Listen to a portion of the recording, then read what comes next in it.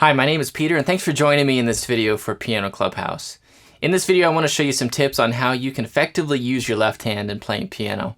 And these tips are going to be more applicable to more of a pop music context than they would in, say, a jazz music context, because jazz has its own rules for how the left hand is going to be used, and it's much different than how you use your left hand in playing popular music on piano. The first thing I want to share is that you want to use your pinky, or at least the way I do it, you want to use your pinky for most of the bass notes. And at first that would seem really unusual and even cumbersome, because if I was playing a progression something like this, that means I'm jumping around a lot with my left hand. It would be much simpler to do something like,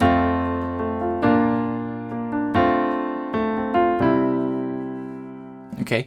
And certainly there are situations where you might want to do that. The reason why I do jump around with my left hand is because doing so enables me to add other notes more easily. And the first note that it allows me to add is the octave.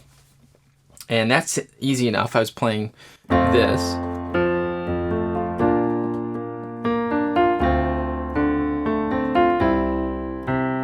Okay, so adding another note like the octave allows me to do some other things as far as like filling out the left hand sound, as well as giving me some rhythmic options that we'll talk about a little bit later in the video. The second note that we can add using this sort of pinky bass technique is the fifth of the chord, that is. So if I was playing the progression like this and adding the fifth, it would look something like this.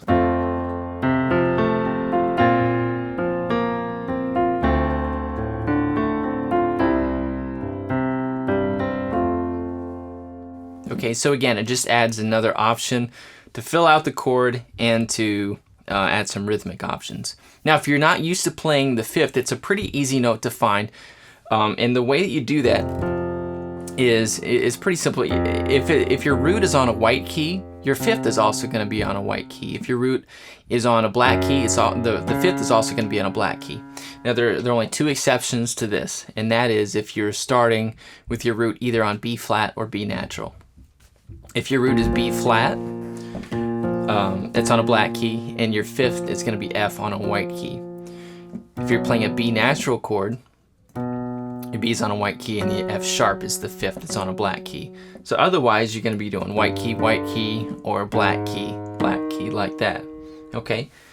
So those are the first two tips. You can add the octave, and you can add the fifth if you're jumping around a little bit. The third tip is be careful about adding too many notes, okay? If I were to fill out the whole chord in the left hand like this,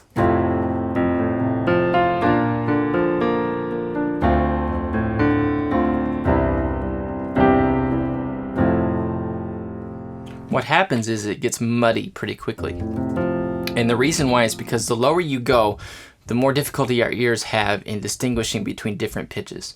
So if I'm playing notes like this close together in the left hand, it has a muddying effect on the music. And so that's why I like to stick with the root and the fifth and the octave in the left hand and not try to add other notes to the chord. So just be careful about how many notes you add down low. All right, tip number 4 is going to be to help you understand slash chords a little bit. And what a slash chord is you're going along reading the chord chart and you come to that chord that has a note and then a slash and then another note. And we call that a slash chord, and simply put, all that means is the first note is a chord, the second note after the slash is a different bass note. For example, if you saw C/E in your music, or C over E, we would play that as a C chord over E in the bass. Or you could think of it on piano as being a C chord in the right hand and an E in the left hand. Not an E chord, just an E note in the left hand. So what we can do with this is we don't want to add the root and fifth and octave based on the slash bass note. What we want to do is if we add another note in the left hand, we want to make sure that it's something from the chord.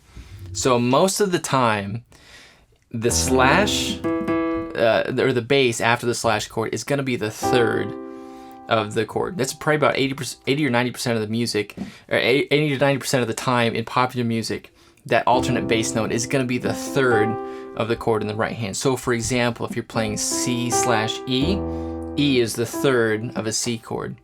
If you're playing D/F sharp, F sharp is the third of that chord. So a lot of time what's going to work out for you in slash chords is you can play the note indicated, but you can also add the note that's the base of the chord. So if you're playing C/E, C is the root or the base of the chord, you can add that C to the left hand and it's gonna sound good, okay? If we were to take D/F sharp, we can add a D note to the left hand, and that can help it fill out and give us those same sort of rhythmic options that I started to talk about with the fifth and octave. Okay, now for playing left hand piano in a pop music context, a lot of people would tell you that you don't want to go below a certain note if you're playing in a band that has a bass player and all that, because you don't want to risk muddying up the sound. And there's some truth to that. However, I would say that tip number 5 is there are no set in stone rules about how low your left hand can play. And what I would encourage you instead is to let your ear be your guide, because I don't want you to feel too limited in how far you go, because sometimes going lower is what's needed to fill out the keyboard sound and to fill out the band sound for that matter. So what you want to be careful of and what you want to listen for in working with your bass player or with other people in your band is to make sure you're always playing the same note as what the bass player is doing, and also make sure that the rhythms that you're playing are not going to step on what the bass player is doing. So tip number 5 is not really something to show you on the keyboard, but just let your ear be your guide when you're playing in a band context. Don't necessarily have to feel too limited in how low you go, but make sure that what you do complements and fits with what your other band members, especially your bass player, are playing. Okay, and our 6th and final tip is what I alluded to earlier, and you want to take advantage of the opportunity to play rhythmic things in between your right hand and your left hand. Okay, so we have an advantage as keyboard players in that we have 2 hands going and we can create different rhythmic possibilities between them. So let me give you a really simple example of what I mean by this. Let's say you're playing this same progression, and let's say we're just playing a quarter note comp in the right hand.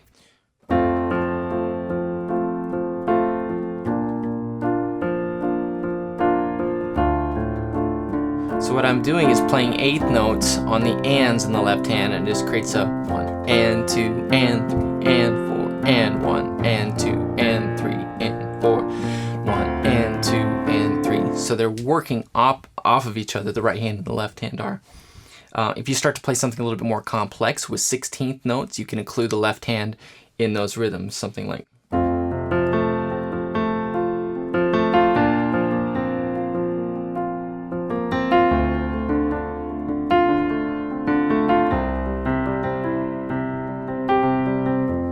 And just make it part of the rhythm that you're playing. If you're doing maybe a funkier style, you can actually get kind of a drum pattern going between your left hand and right hand, using the root, fifth, and octave in your left hand, and alternating that with whatever you're playing in the right hand. So here's a well-known example.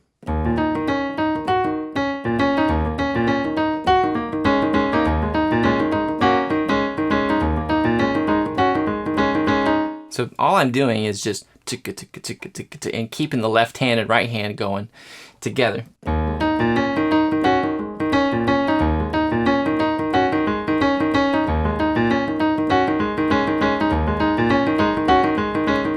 So just work to keep an even rhythm going between your left hand and right hand. So with a few simple techniques, you can really make sure you put your left hand to work as part of what you do in a popular music context on the piano. I hope that was helpful, and thanks for joining us at Piano Clubhouse.